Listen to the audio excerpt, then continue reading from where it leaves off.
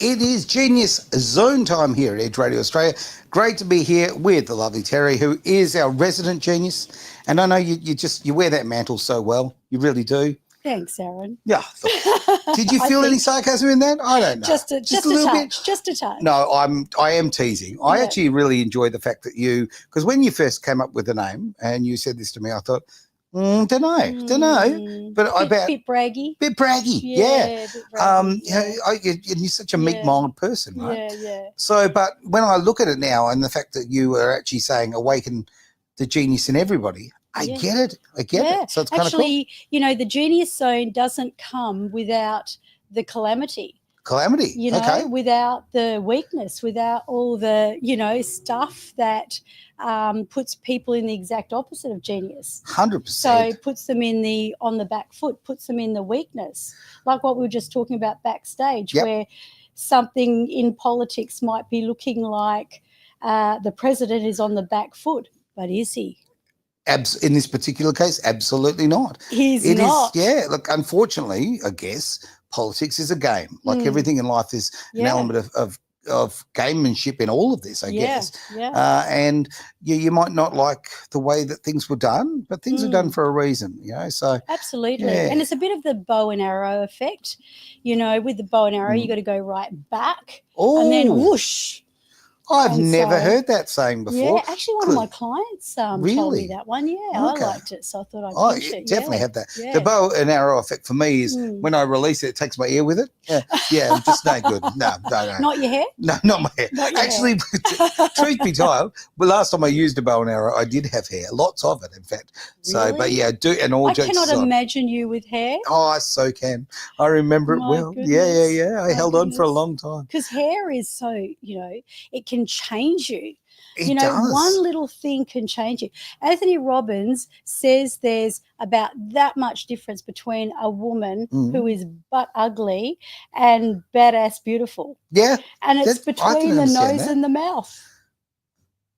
It's like apparently that part between your nose and your mouth, see how small it is, but that can be the difference of someone being, apparently. Well, if a woman, it could be between being beautiful and being physically unattractive, especially if it's a woman and that's a mustache. Oh, true. That true. That could be it. But, sometimes it doesn't have to be a profound thing. No, not at all. It can be a small tweak, and that small tweak, remember the story I was saying about the convention centre, all the lights dimming and nothing working, all the music's gone off. Yes, I do remember that. And then they pay an electrician to come out, and the electrician took, 5 minutes and then charged them $10,000, and they complained profusely.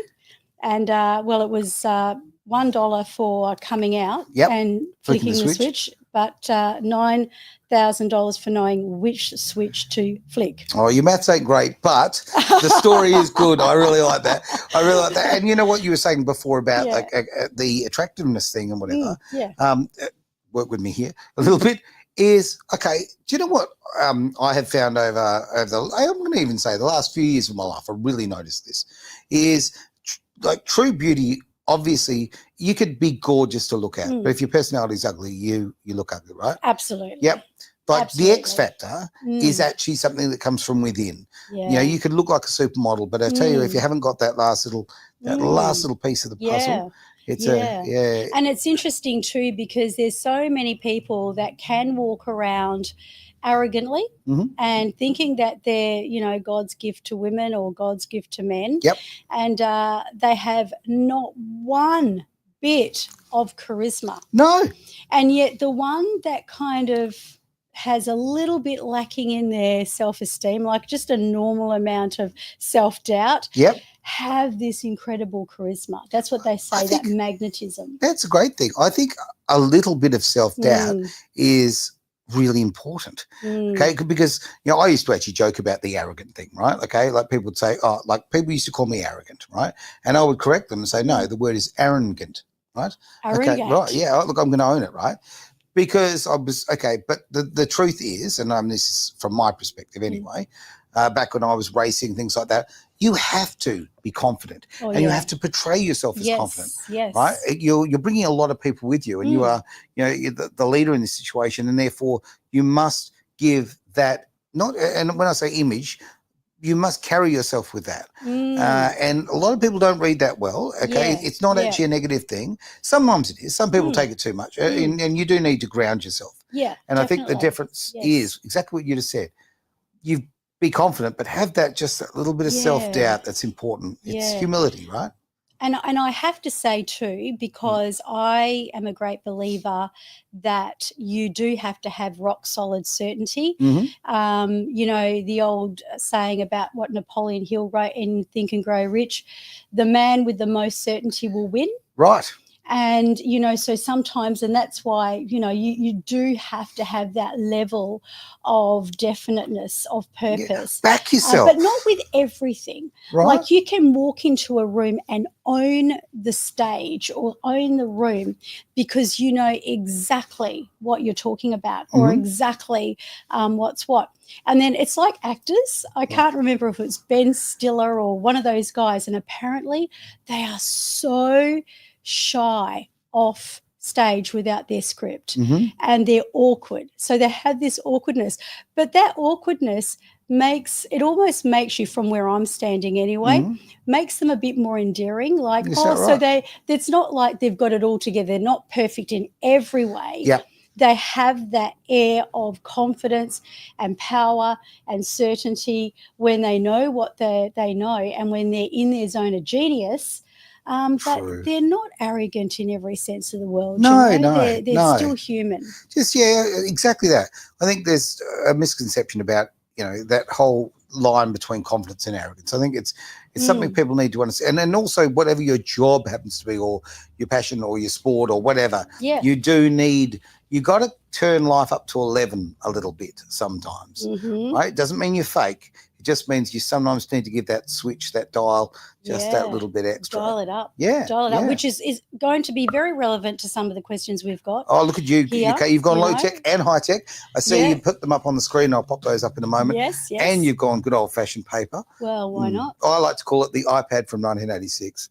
Yeah, that's what I like to call it. Some things are good the old-fashioned way. Oh, look, won't digress too much, but I was at a wedding on the weekend. Fantastic. Really enjoyed it. Great to see people you love, having that great celebration. You were MC, weren't you? I was MC, yeah, absolutely. Amazing. Yeah, love it, right? Great to be part of in your genius zone. In my genius zone, there we go. But on that point, as far as electronics versus paper, right? Now, as an MC, I make sure I print it. Because guess what? That paper is reliable, and I can fold it to whatever size I need or whatever. Now, I watch so many people get up and go, and then they've got their speech on their phone or that kind of thing. And guess what? The phone goes black while they're talking, or they lose internet or whatever, these things. Yes. Use the right tool for the job, right? Yeah. It always makes me laugh about something I've said before many, many times, but we overcomplicate things in life, don't we? We do. We really do. Yeah. And many years ago, back in the 50s, the Americans developed a pen, okay? Very important to invent a pen that would write in space. No, it would write in space because zero gravity, pens don't work, right? Okay, so it's an issue. Not like Mr. Squiggle, the man from the moon? No, very different, okay? Slightly different appendage. But this way, with this one, $50 million US in the 50s, develop a pen that works in space. Guess what the Russians did? I have no idea. They used a pencil. Sometimes use the right tool for the job, right? Okay, don't overcomplicate life. I reckon. I couldn't agree with you more. Yeah. I love that. And there's certain times in our life as well where there's always going to be human error. There's always going to be stuff that happens. No doubt. And there's certain times in your life when you just have to make sure that you've got other backups. so you're not completely falling down a great big hole. So have a backup plan. Now, we've got, obviously, it's great to see people online watching away. And if you've got any comments or questions, please don't be shy. Jump in and do just that.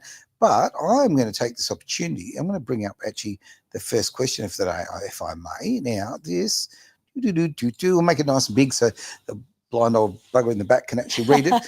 Okay, this is Michael from Texas in the USA. Oh, you lucky, lucky boy. What a great place to be. Now, he has put this little question forward to us is, I feel like I am living in a fishbowl year after year. I am in a great job, but I want to see a promotion. My issue is speaking up for myself. Any tips for me? Ooh, okay. So first of all, is that a song? We're just two lost souls swimming in a fishbowl. Yes, year after year. Look at you go. Oh, now it's going to be stuck in my head for the rest of the day. We are going to do karaoke. That's going to be fun. Yeah. So I hear you. I do hear you. So you feel, is that what you mean though, Michael? Do you feel like it's just you're repeating, it's just year after year? And you're kind of locked into that same old. Sometimes life does feel like wash, rinse, repeat, right? Yeah. Like it does happen to us. So, no, I completely understand that. And the thoughts. What are your thoughts? What are any tips there that you might be able to bring forward? So first of all, there's a few things in this question. So firstly, you're in a great job. So congratulations. Yeah. And you feel that you want a promotion. So the question is, have you asked for one? That would be the first thing. And the second thing is that you are then saying that you have an issue speaking up for yourself. So my question is, what's the reason? Not why, but what is the reason that you do have reasons of feeling like you can't speak up for yourself? Like, what would be the worst thing that could happen if you did? Like, do you feel that if you spoke up for yourself that you would be rejected? Do you feel that, you'd be laughed at? Usually it's around rejection. It's almost always about rejection. It's almost like you're trying to protect yourself from what you perceive is going to happen.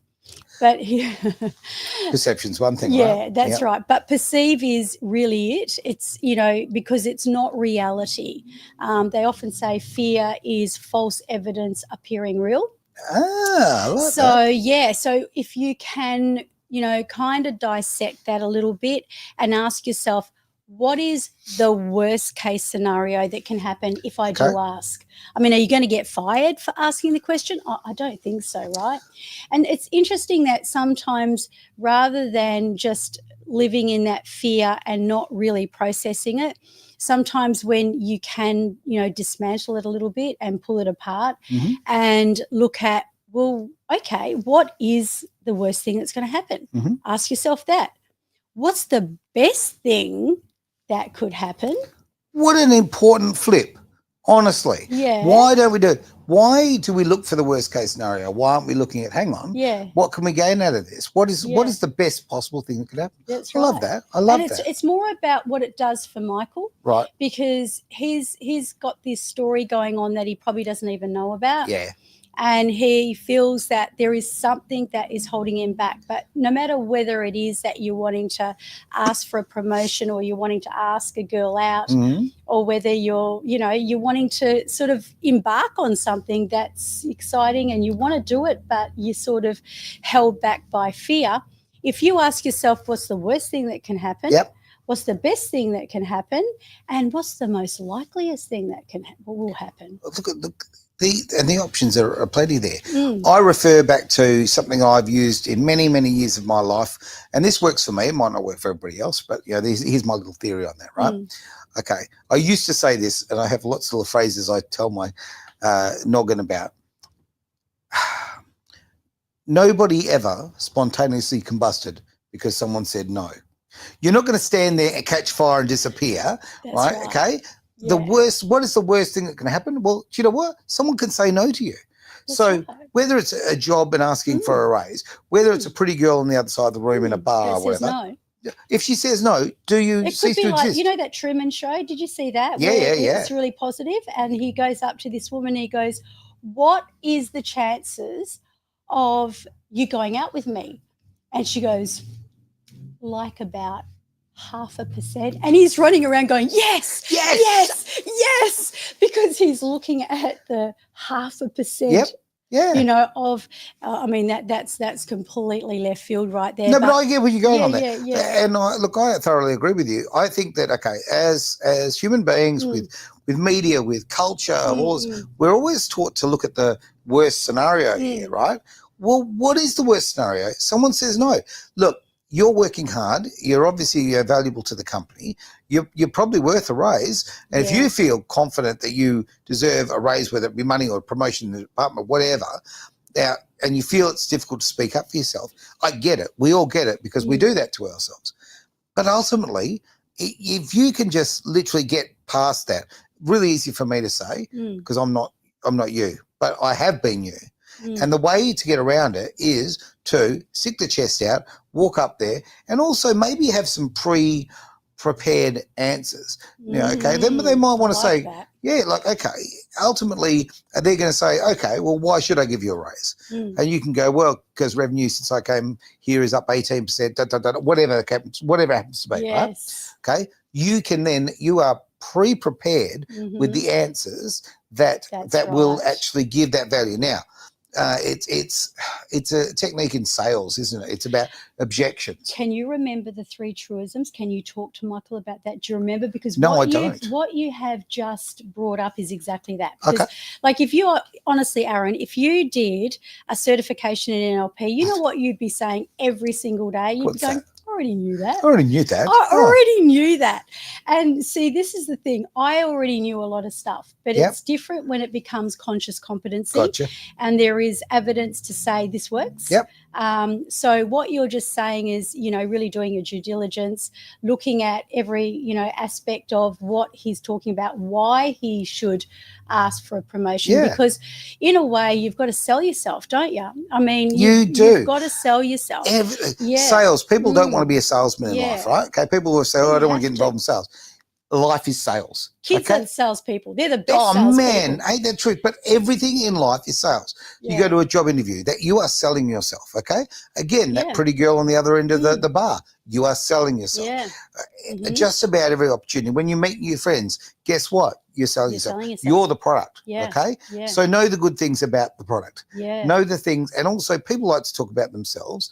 So in this case, if you're talking to a boss and the boss cares about, obviously, the business, you tell them the benefits that you are bringing. You paint that picture. That's the thing. And I know that the confidence to speak up for yourself is difficult, right? But, okay, here are the consequences of not. Okay, let's get the old scales out. If you don't, okay, you will start to resent the job. You will start to not actually enjoy the job or put in the effort that you used to, right? You will actually sabotage yourself, right? So get it out. Get it out. Am I allowed to swear a little bit? Knock yourself out. Go for it. Dr. John D. Martini calls it the law of, wait for it, very technical here, the law of lesser pisses. I like it. Okay, so what's going to basically peeve you off the most? I won't go on about it again, but like what Aaron just said, if you end up living in resentment and regret because you didn't do anything about it versus that you do speak up for yourself, at least you made a stand. And I love everything you said, because just to bring conscious competency, that you actually do know about these truisms, Aaron, and that is that, number one, you really have to know what you're talking about. You really have to know what the business is about, what your boss values. Be prepared. And being very prepared. But then when it comes to going in with those 3 truisms, right? I'm just going to use this one as an example, Edge Radio, okay? Because it's relevant to you. Good mob of people. I like them. Yeah. So, you're actually on this radio station. Edge Radio, and quite often you are speaking and you find yourself in those presentation roles, and you've done radio before, even before Edge Radio. You happen to have a lot of support, and a lot of people are kind of rallying around you, and they're supporting Edge Radio because they really believe in it. And one of the biggest concepts of your vision is freedom of speech, and that's why I think you should give me $1 million. Oh, wow. Now, yeah, that was just radical. So the $1 million, let me just wipe that off the page. But what's happening, I'll just bring that into your, because you're looking at me like. No, I get what you're doing. $1 million. That was fantastic. But see, if I only had the $1 million. But you've got to call it for what it is. You make a mistake, you lose. Yep. The moment you say something that is incorrect, you lose credibility in that person's subconscious mind. Okay. So by actually stating those, do I look like I'm going to pounce? No. She's dangerous, very dangerous indeed. Sometimes. So by actually stating those 3 things, as long as they are cold, hard facts, that person is going, yes. You're ticking away. Will you? I really believe if you give me a promotion, I'm going to take your company to the next level. Yes. Do you see what I'm saying here? 100%. Yeah, you're taking someone up the staircase there, and you're painting the pictures of what they want to hear. Now, that doesn't mean be disingenuous. No. Got to be honest. Be honest. Exactly right. Because exactly what you said, if you had lied as one of those things, if you'd said something, then you would have lost credibility. Yeah. But you know what? You pumped my tires up there. Okay. Probably a little bit too much. No, I'll take it. But while you've been pumping the tires, you are talking in facts, right? Okay. Nothing you said was dishonest. Yeah. Or untrue. It was all, exactly. The only one thing that was untrue is the $1 million that I have. Well, that's right. That's what I asked you I know, for, though. exactly. That was just a really radical and that was a great way of doing it. Really true. Yeah. But I enjoyed the fact that you took me up that sort of staircase. Yeah. Something also I wanted to mention too to Michael is this. Not that I want anybody to be in front of a lawyer because, it's never fun. Okay, if you're ever in front of a lawyer, a lawyer will only ask you questions when they know the answer. They will simply not ask you unless they know the answer. So when you're going and you're speaking to your boss and you're saying about a promotion, say factual information that you know is 100% right. Be ready for those objections and have those answers ready. And if you put it forward in a confident manner, don't be looking at your feet, Don't be doing all of that. As I say, chest out, lots of eye contact. Yeah. And away you go. I know these things aren't natural for a lot of people because, it is difficult. It is difficult to get up there and do that. Yeah. But it will bring so much improvement to your life. Not just talking about, you make some more money or you get a promotion of something that you're more qualified for and you enjoy more. But the opposite, the flip is the resentment to yourself and you are actually putting yourself back. Yeah. So by putting yourself in front of this person, turning yourself up to 11 for a little bit, all you're doing, quite frankly, is you're lifting your value. That's the ticket. Exactly. Yeah. And just one more thing, which I'd be remiss not to mention this to Michael, and that is that really get yourself into that vision of why you want that promotion, because as you've heard me say maybe before, we don't ask why when it's a negative thing. So if someone's depressed, you don't ask them why. That would just be terrible. You go right down a rabbit hole and back to Buckingham, back to Timbuktu with them. But when it comes to you wanting that promotion, ask why and go through the 7 levels we taught on the show going back a couple of episodes ago. Even if you go back and watch it, you can always PM us, DM us, and we can give you the episode. We'll send you the URL. Or contact Terry. Go to your website, go to your socials. Just so I can give him the actual replay of that specific one, Edge Radio Australia.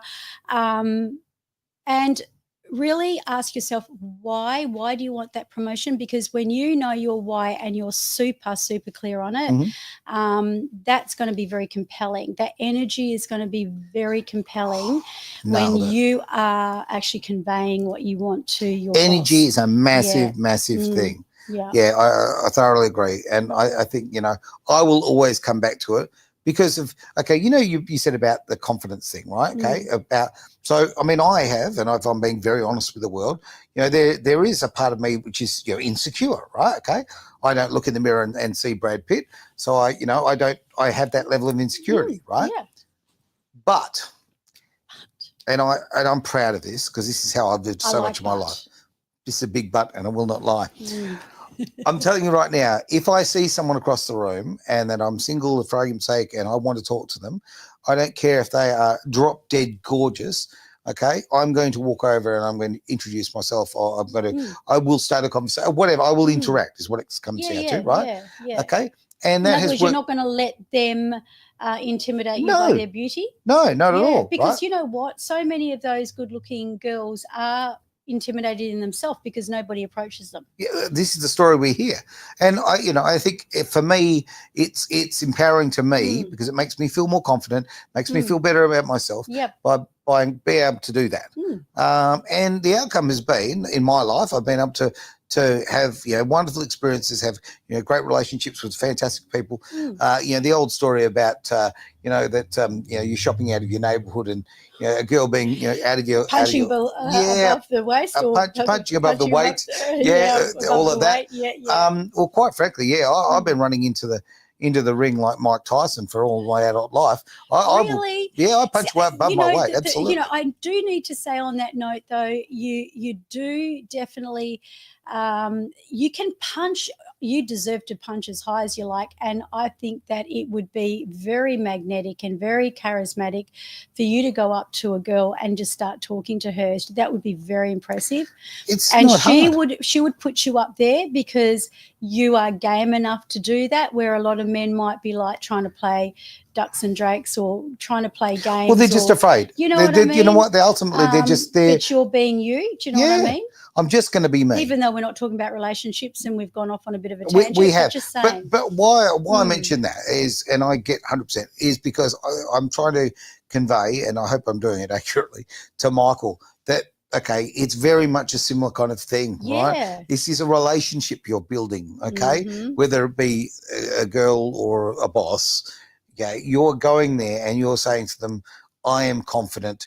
This is what I'm bringing. This is what I'm bringing to you. These are the benefits I'm bringing to your life, right? Yeah. So whether it's a pretty girl at a bar or a boss, I believe, maybe less flirting, but I think the principles are basically the same.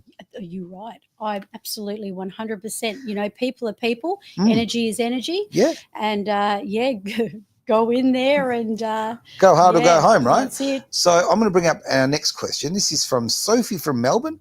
Lovely to have you, Sophie. I don't think we've spoken before. Lovely to see you in there.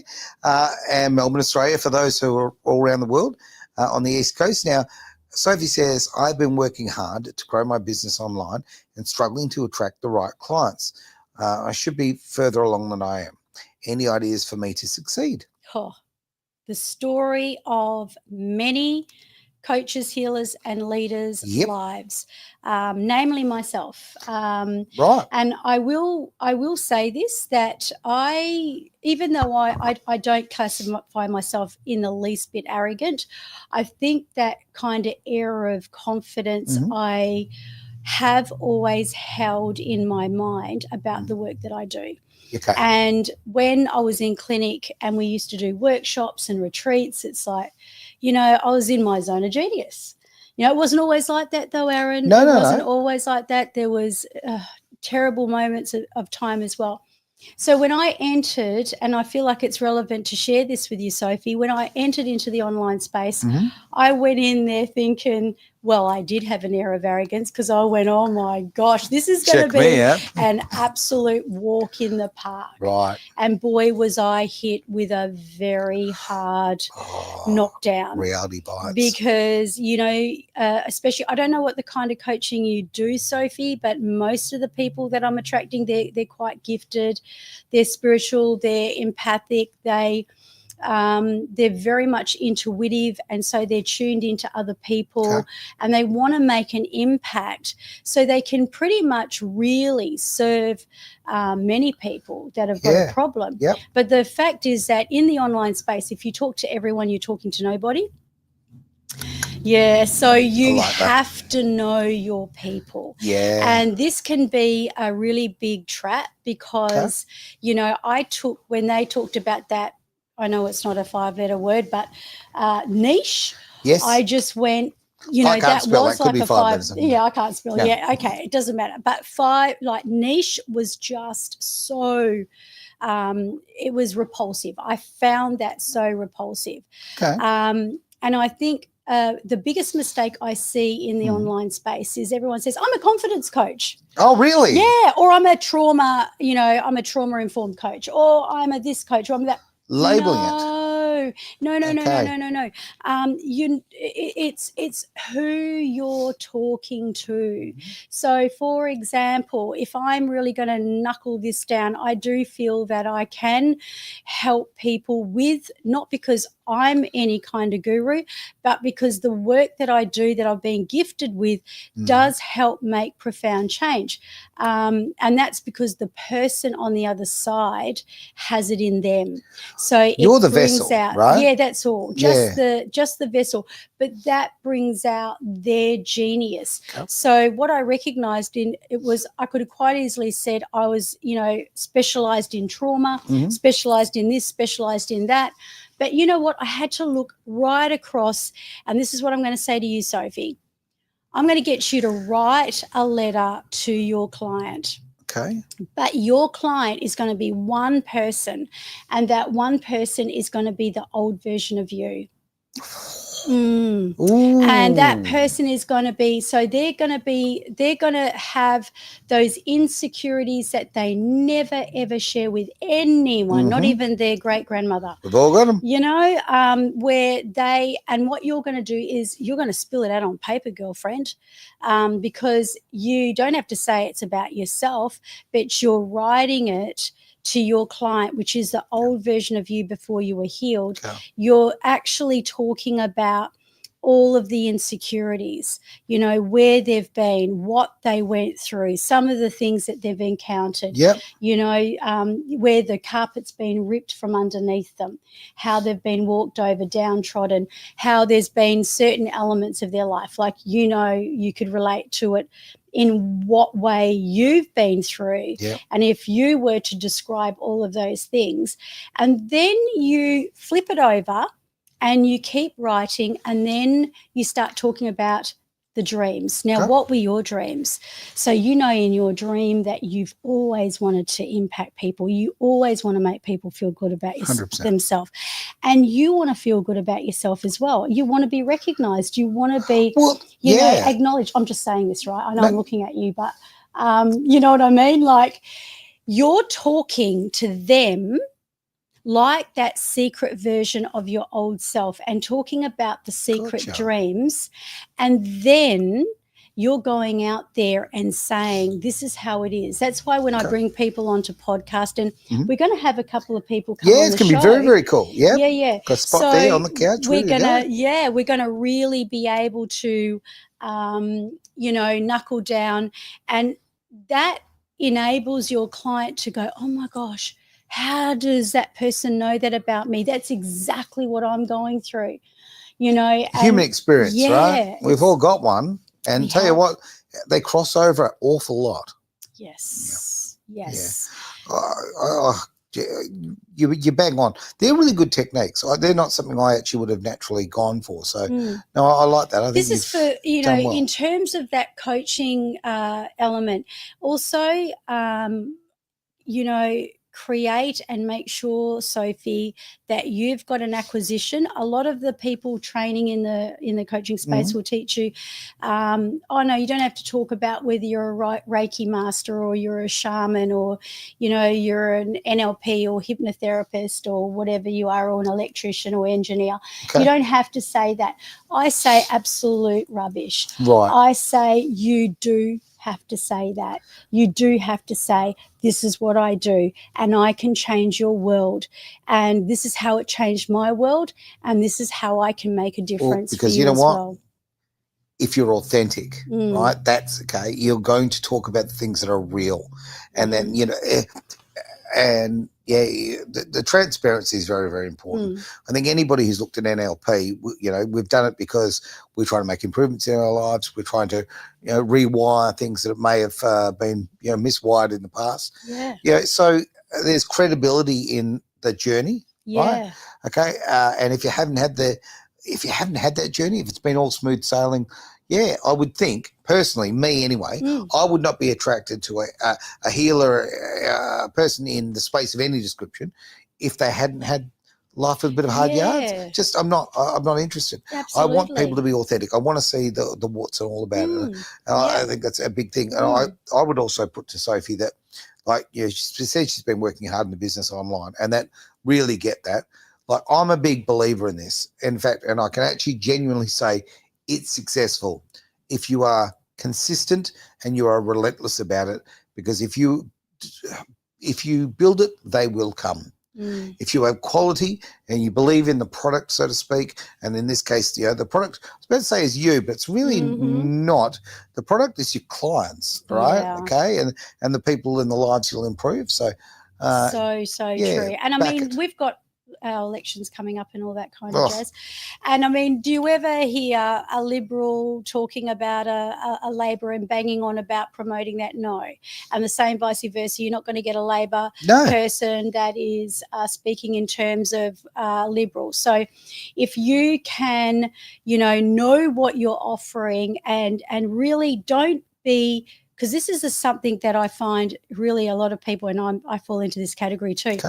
You get afraid of being boring, but in fact you won't, because people need to hear it over and over and over again. Like even on our show here, Aaron and I will quite often touch on a lot of subjects we've touched on, but, in terms of what we're talking about here, for that person who really wants to learn about this stuff, you can never hear it enough.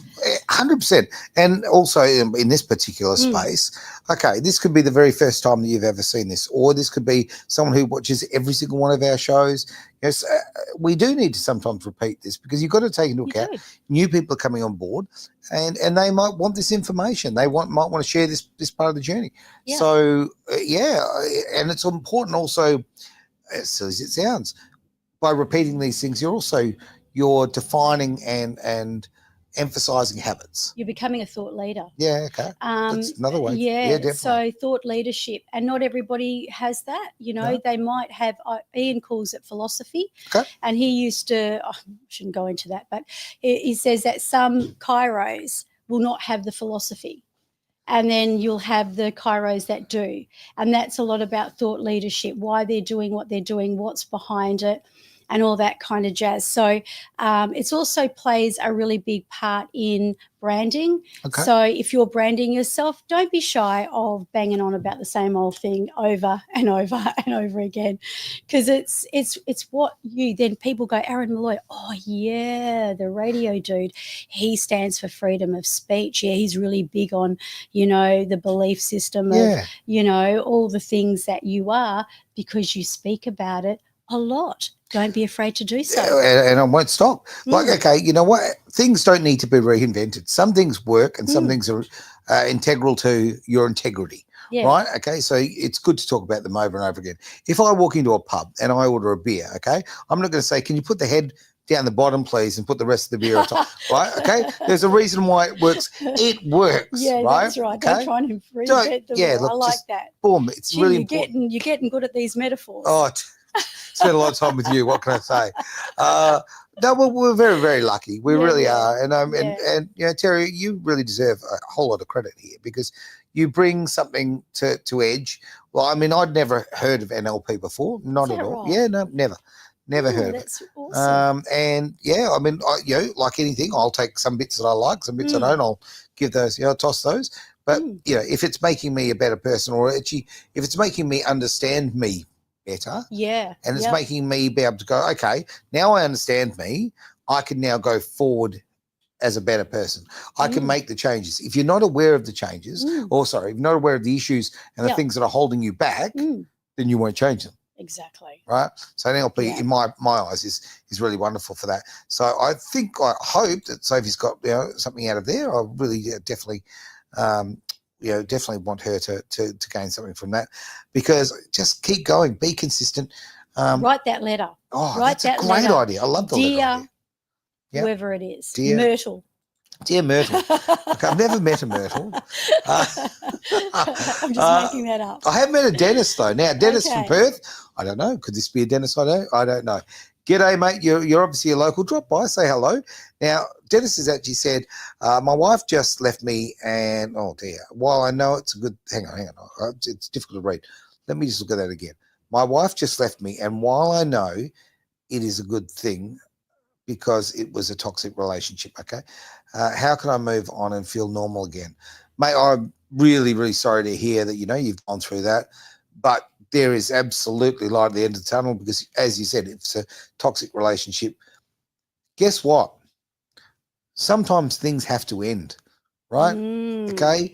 It's not till death do us part anymore. That is, no, apparently not. No, that's the real soul contracts. That's right. And yeah, that person and their part in your life. Sometimes you can have the greatest relationship and it lasts 3 years. Yeah. Okay. Or 6 months. Yep. Or 6 weeks. Whatever. It goes out with a big bang. You know. Yeah. Yeah. So I mean, what are your thoughts about moving forward? I guess. Yeah. I'm not a relationship specifically. But the beliefs and values and, what's behind it, most definitely I can help with. Okay. And so therefore, I heard someone say the other day, and this is philosophy as well, that, when someone does leave your life, when there is this so-called loss, it's actually making way for something better to come into that place. Okay. It's like a table and chairs. Yep. If you've got a table for 4 and there's 4 chairs there, you can't put a 5th or 6th one without being too squishy. So you take them out, you can put something new in there. Like same with your cupboard, your pantry. So in terms of what I'm hearing here is you understood that it was a toxic relationship. But from what you're writing here, you're sort of really doing the I guess the grieving process. Yeah. So maybe there's a grief process going on, even though you knew it was a toxic relationship. And this is just a part of our brain where we go into that comfort zone of same old, and suddenly there's this big change that happens and we go, what's going on? So ask yourself the question, what did your previous wife bring to you? What was it that she taught you? What lesson? Yeah, because that's huge. Like, even if, come on, guys, you know how you hear these stories? Do you know how you hear these stories? But about, people who are together and then they break up and they hate each other's guts. And it turns into this great big slinging match, right? Yep. And, the question that I have, remember once upon a time you actually did fall in love? Yeah. And very true. You can't really insult your own taste of what you did actually fall in love with. So even if it became really toxic and things happen, I don't know how some people may disagree with this, but in the spiritual realm, we call it a soul contract. Yes. So especially when people come into your life for a short time and then all of a sudden unannounced they're out, they're gone, and you feel like, oh my gosh, what just happened there? And it was always meant to happen. Never regret it. It was regret it. It was part of the whole journey. It was written in your DNA. It was like it was written in the clouds that you were going to meet with that person, Dennis. You were going to meet with that woman, and she had a very significant place in your life for you to learn something. And when you can learn and understand. You don't have to answer yourself straight away, but, what can I take from this? What can I learn? What is it that she taught me? What's the lesson here? Because guess what? You've heard me say this again as well, but if you don't learn, if you just continue the wallowing process, which is, by the way, is very normal. Of course it is. Yeah. And you go round and round and round until such a time that kind of time distances a little bit and then somebody else comes along. Guess what? You reattract the same lesson. You absolutely do. Look, I could go on about this subject for hours, but I'll actually hold back on this one. But I want to just give a few little bits of advice if I may to Dennis. Dennis, I don't know if you're aware, but I've certainly been through this this path myself, and I speak to many, many men specifically, and occasionally women who are going through this on basically every single week, a multitude of them. So a lot of people contact me because of all sorts of issues that have come out of toxic relationships. Now, you've identified the relationship as being exactly that, toxic. I, again, have been in this situation myself, very, very toxic relationship, somebody who put me down constantly and really beat my self-esteem with a stick. Not in public. Always. Sometimes it's worse. Yeah, it is worse, because what they'll do is they'll pump your tires up a little bit in public. Well, there'll be some little side stabs and bits and pieces, but where they can't be seen, they are incredibly horrible and toxic, and they drag you down. And it's actually a control mechanism. People do it to control their partner. It's disgraceful. It's very narcissistic, really. Very much so. Very much so. Now, okay, here's the thing, though. Thank you for doing that to me. Thank you for doing that to me, because you taught me a lesson. You taught me that the problem that I've had all my life and my bad relationships and my bad choices have been because I did not set boundaries. Okay? Yeah. Now, before this person who was doing those things, what I'd do is she would start doing these and she would boil the frog slowly. She introduced this in incremental amounts, right? Okay. Yeah. So we'd do that.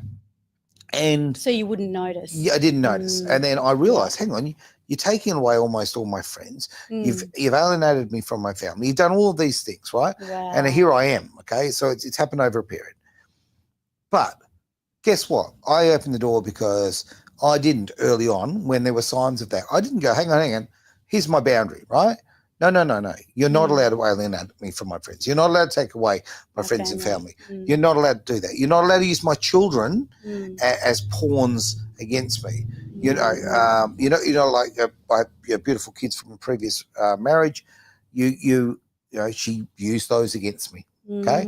Now, I didn't see it happening, and with greater clarity of life, I actually completely understand what was taking place. But I'm also annoyed at myself because I didn't stop it, didn't put those boundaries in place. So I thank you for the fact is, a 9-year relationship and had, beautiful kids and all of that. It's a long time. It's a very long time. Yeah, very long time to be. It's a big piece of your life, almost 100%. A decade. Yeah.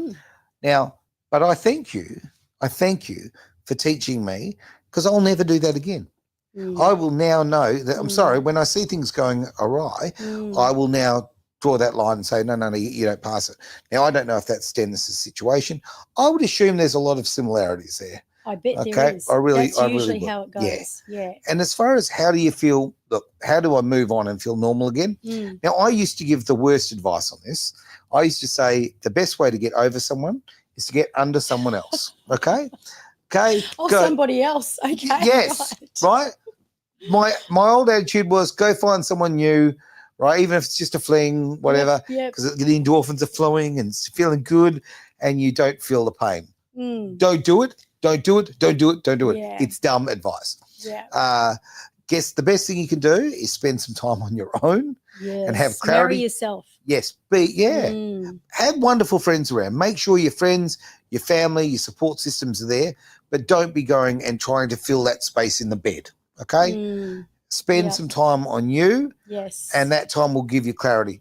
The best thing I ever did for myself was I went, right, because I did a few little bouncy relationships, not going to carry on after my marriage had exploded. I was going to say dissolved. Didn't. Massive explosion. Exploded. It was, it was. Better to burn out than fade away? Oh, it was Hiroshima, right? And the fallout is still coming, right? All these years later. So effectively in my life, that's 18 years of my life invested, because it's 9 years since this person, right? So it's 18 years, big chunk. Yeah. So you go, okay, we do all of that. It's by taking a year off and saying, I'm just going to be me, I'm going to invest in me. And I'm not in a not in a, like, I'm not going to go out and buy a sports car or those kind of invest in me. I'm just, I'm just not going to find that I need to fill that space in the vet. I need to fill that. I just don't need to do that. Yeah. Just be me. Best thing I ever did. Absolute best thing I did, because after a year, I went, oh, how good do I feel? Yeah. How free do I feel? Like, okay, so that moving on is done. So okay? your next person is not going to marry your last person. Spot on. Now, I met someone and spent years with them after this, and I've just ended a relationship a few months ago, and I still very much, I care about that girl very, very much. I think the world of her. I would even go as far as say I still love her, right? Okay. Our lives are going in different directions. Yeah. I don't want negativity. I don't want, like, it doesn't have to burn. There doesn't have to be Hiroshima. You can actually go, move on, give that person a kiss and a cuddle and say, love you very much. You need to go on your path. I need to go on mine. Yeah. They're in different directions, but I will always have your back. I will always support you. If you need someone, if you want to call me in the middle of the night, if you need to be picked up here, there, I will do it. I will do it for her, right? Yeah. Because I will always care very deeply, because the love didn't burn out. It just, life changed. That's right. Right? Yes. So that's an important thing to do. So, feeling normal again, surround yourself with wonderful, positive people. Yeah. Look, the dwelling on the negative stuff, keep away from the booze, keep away from the drugs. I'm not saying be a teetotaler. I'm just saying don't self-medicate. So many of the guys and girls I talk to self-medicate, and it's not helpful. Right, it drags you down. Stay in control. And what I love about what Aaron has just said to you, Dennis, is really about understanding and being grateful and thankful for what that person did bring into your life. And once you can really understand what it is and what place they played for you and what you learned, be grateful for it. And, start saying affirmations once you're on the other side of that. I am strong and I am attractive to exactly the right person. The right person is coming into my space. Yep. And don't be in a hurry, like Aaron said. Do not be in a hurry, because I think it's about really building yourself from the ground up, so that the next person coming along is discovering you, not your past. Yep. And, and really have yourself firmly planted, and just be kind to yourself. Love that. Love that. All right, we need to end the show, because as normal, we've gone over time. Pretty much standard for us. That's what we do. Look, if you want to get in touch with Terry, and I really would strongly recommend you do. I think you do wonderful work. Thank you. You wouldn't be sitting here unless I 100% believe in you, and I really do. And I've seen you changing lives. We've had people who've done events in here at Edge, and just seeing the influence and the positive changes that you've been able to bring to people's lives. Yeah, I'm a big fan. So definitely get on board. How can these people contact you? Okay. Well, social media. Yep. Instagram, Facebook, DM me. terrymessenger.com is my website. And book a call in or DM me and let's connect. It doesn't have to cost you anything for that specific reach out. It may be just you have a question for me. You want to have a look at how we can map out where you are, where you've come from, and where you want to go. Love it. Love it. And of course, I've got to do the YouTube thing. Okay. Make sure you like, subscribe, and do all of that. But honestly, it makes a big difference.